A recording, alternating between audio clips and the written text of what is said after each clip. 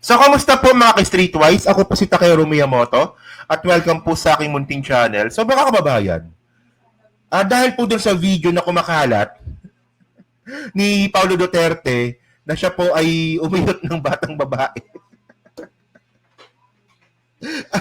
Mayroon po nakita dun sa video na dalawang pulis na nagmo-moonlighting. Alam niyo ibig sabihin ng moonlighting? Na mayroon silang trabaho sa gabi outside po sa pagiging pulis na conflict sa kanila pagka-pulis. So itong mga pulis po na ito mga kababayan, pulis sila sa umaga, pagdating sa gabi, bodyguard sila ni Pulong. So sila po, sinibak po sila sa pwesto, sinibak po sila sa kanilang pagka-pulis. Ang tanong natin dito, bakit kay Pulong lang? Dapat nakita din po natin yung mga ibang mga pulis na nagmo-moonlighting bukod po kay Pulong Duterte. Malay nyo, si Sara meron din. Malay nyo, si Baste meron din. Baka si Kitty niya meron eh. At saka si Hanelet. O tsaka sa mga ibang mga politician na rin. O wag natin i-ano sa mga Duterte lang, sa lahat ng mga politician. Ako naniniwala ko meron yan. So, tingnan nyo to ha. So ito, nabalita ito kanina. Oh. PNP orders dismissal of cops alleged moonlighting of Paulo Duterte. Oh. So ito talaga, no? Sintu-sinturin talaga to, no? Nakita niyo magsalita si Paulo, parang may kulang-kulang din sa pag-iisip eh, no? Para sila ni Sara, hirap magsalita. Oh. So, tingnan niyo ta sabi dito. Oh. Boss, bakit ganyan yan si Pulong? Hindi yan, ba siya Baka gusto siguro bata, kaya gano'n, no? Kakadiri ka, walang yaka, triad ka na nga, pido ka pa, visit ka. Sabi dito, Philippine National Police Chief General Romel Francisco Marbil ordered Wednesday the dismissal of two police officers who were allegedly moonlighting as bodyguards of Davao 1st District Representative Paulo Duterte. Oh. Alam niyo kung anong delikado dito? Mga kababayan, bawal po to sa saligang batas natin. Kasi po, pwede po to mag-create ng private army.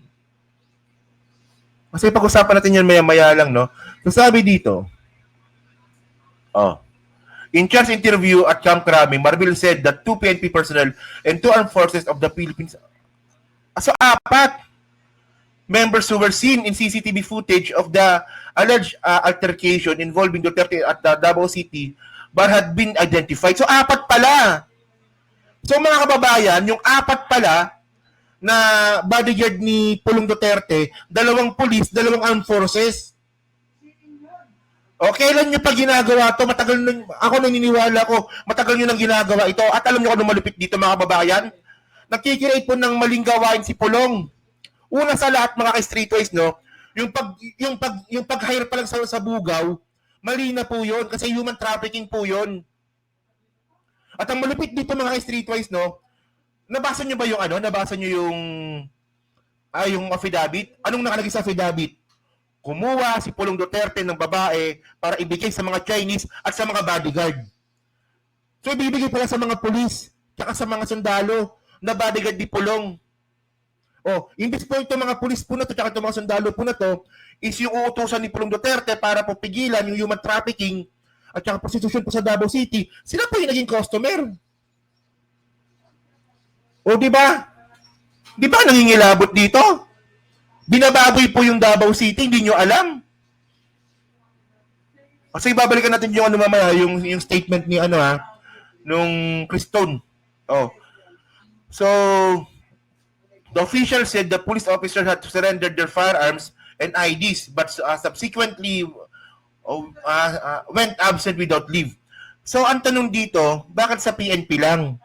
Yung AFP, no, si General Browner, meron 2 sundalo na nagmo-moonlighting, General Browner, pakisibak na rin po.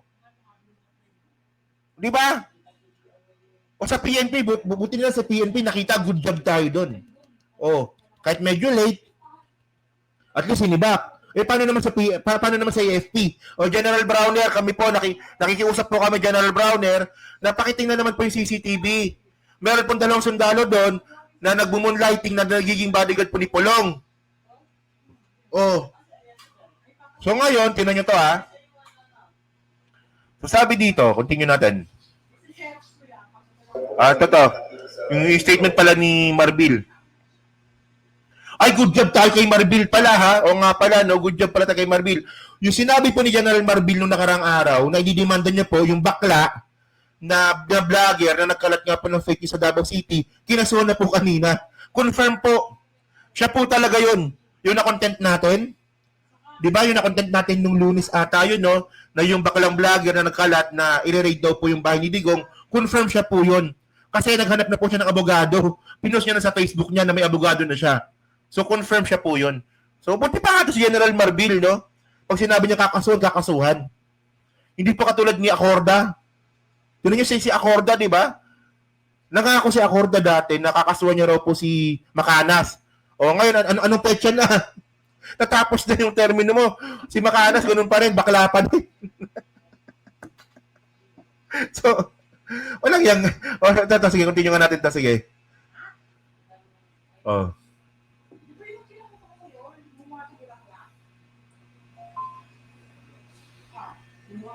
Sa video na apat po, 2 pulis at 2 armed forces. Doon sa 2 pulis, they are not authorized. They're moonlighting. Sinurrender po nila yung firearms sila kasi pati ID sila, but they went on a hold. Sabi ko nga, maliban kayo sa mga madi-discharge po yung 2 pulis kami for moonlighting, kasama po yung commander sila.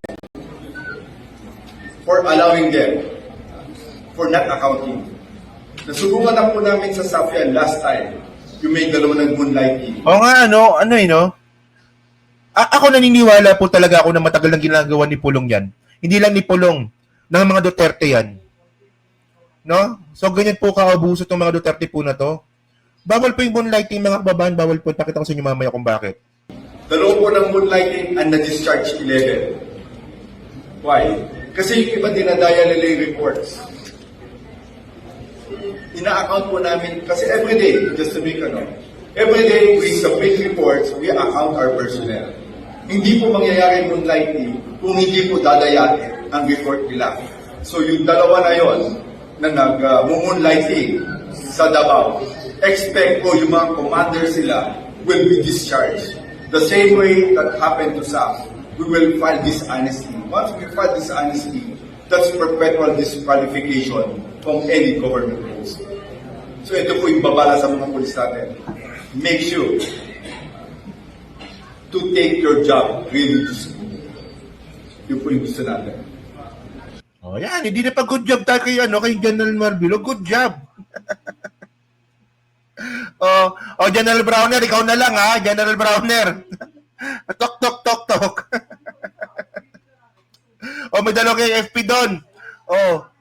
Nagiging private army ni Pulong. So kayo mga babae, nakalagay naman ko to kasi. Ito yan eh. Ano ba yun?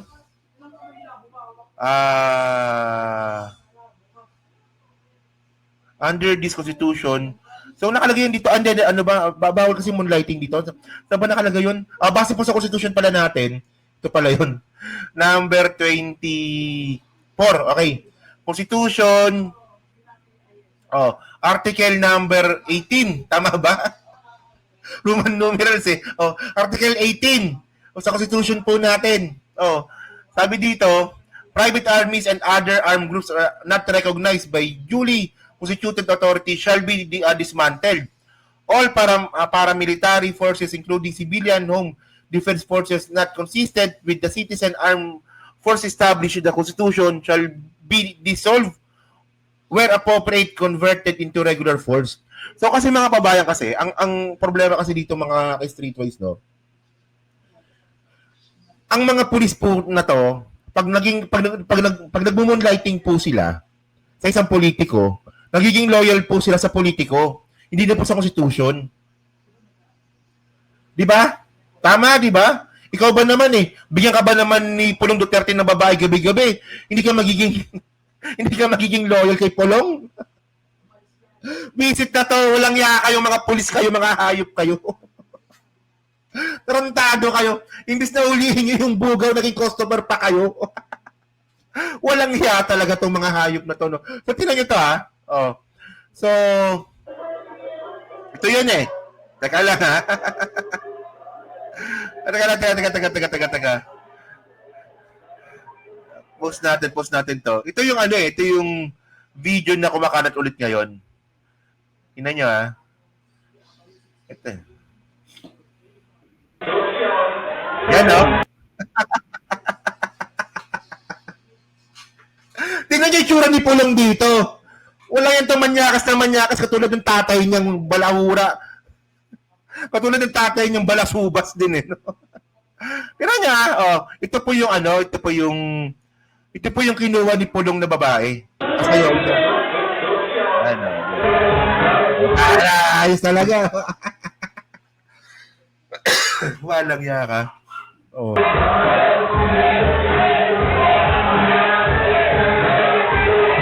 Ano kayo masasabi ng asawa ni Pulong dito, no? Pababayaan mo na lang to? Ganun kasi, no?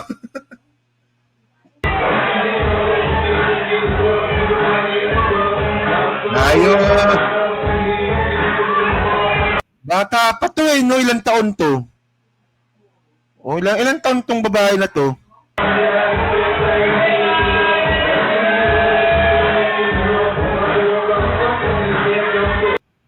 Di ba? May laplapan na video nga meron nga. Mahaba kasi yung video mahaba May laplapan to, may yakapan na nangyari.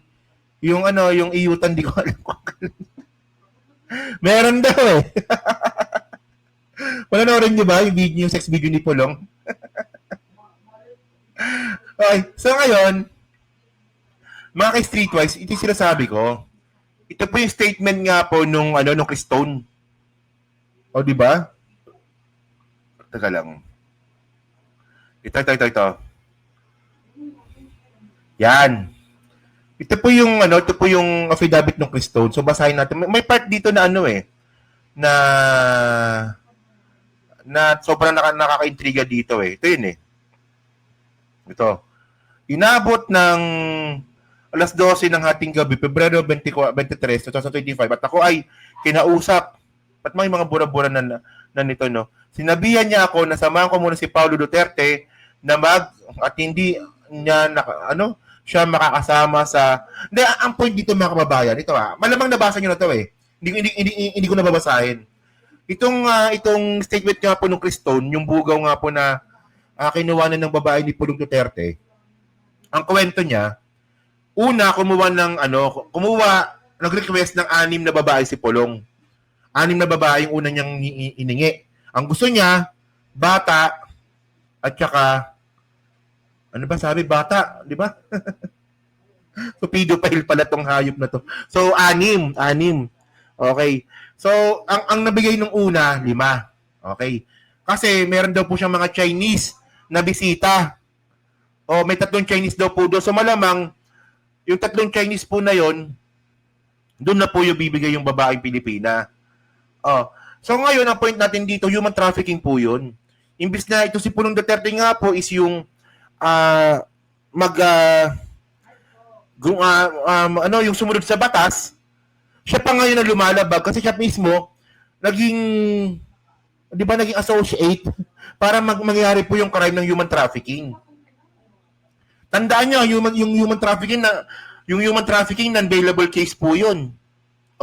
And besides mga kababayan, hindi pa doon natapos. Di ba humingi ng 6? Tapos 5. 5 yung nabigay.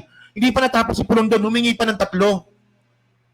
So yung tatlong babae, dumating po, ayun pala, ibibigay sa mga bodyguard. So ngayon, nalaman natin na yung mga bodyguard pala ni Pulong Duterte, 2 sundalo, 2 pulis. Ayan ang sinasabi ko sa inyo mga kababayan. Kasi po, yung moonlighting na sinasabi nga po ni General Marbil, ang nangyayari po dito, nagiging loyal itong mga pulis at mga sundalo po natin sa politiko, hindi na po sa batas. Nakuha niyo yung point mga kababayan? Imbis po na on the spot, nahuli na po ng pulis na puta human trafficking itong ginawa ni Pulong. Hindi niya hinuli. Kasi nga po, hindi na sila loyal sa batas. Loyal na po sila kay Pulong. So, di ba? So, ganun po kadelikado itong nangyayari po sa Davao City na nagbubulag-bulagan pa rin po yung mga taga Davao. Isipin nyo, sa sobrang katangahan ng mga taga Davao, iboboto pa rin nila si Digong kahit nakakulong na. Gumawa pa sila ng issue na i-raid daw po yung bahay ni Digong. Fake news pala yun. Nadimanda. O, accessory of the crime nga pala. So, yan, no? So, yun, di ba? So, ngayon, sabi, kasalanan ni BBM. Natawa ako dito, no? Lang yan. Si Pulong yung gumawa ng kalokohan, si nila sa presidente. Tanga din, no? Ano actually nakakatawa dito, pinagtatanggol pa rin po ito ng mga DDS. Kaya nga sabi ko nga sa inyo mga babayan wala na pong tangmat mali po sa mga hayop na to. Hindi kasi ang point dito mga babayan, no, kung si PBBM gumawa nito, pabatikusin ko si PBBM dito Hindi naman to naka-exclusive po, ipagbatikos po natin sa mga Duterte.